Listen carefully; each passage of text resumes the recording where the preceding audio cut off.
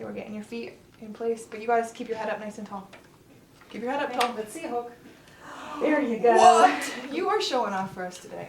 You are showing off. So my son Evan, when he was 5 years old, he had something called an AVM, an arterial venous malformation. He'd been a healthy, typical developing kid, and had a sudden massive brain hemorrhage that he nearly passed away from. Spent a long time in the intensive care at St. Luke's Children's Hospital. Ended up going to rehab at Primary Children's in Utah.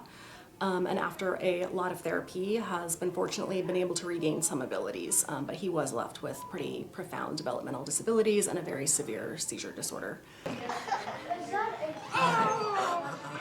And it's just not something that families can really do at home. It's highly specialized to learn how to be a speech therapist or physical therapist or occupational therapist, to learn how to work with these kids that have profound disabilities, brain injury, autism, some of these things that you need to have these specialties, to have the professionals that can work with your kids to gain these abilities. But, Well,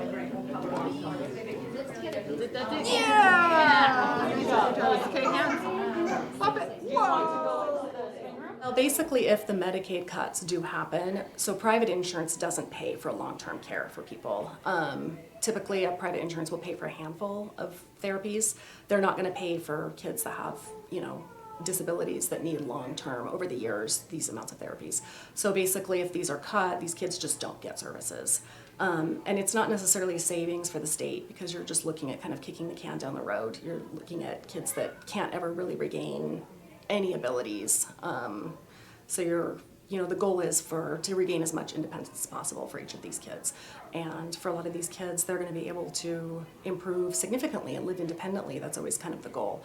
And the more we can improve these kids' abilities, the better off they're going to be in life. And cutting these services just means these kids they're not going to be able to learn to speak or regain the ability to walk or feed themselves. And it's just putting a lot more burden on the families, and it's really just very detrimental.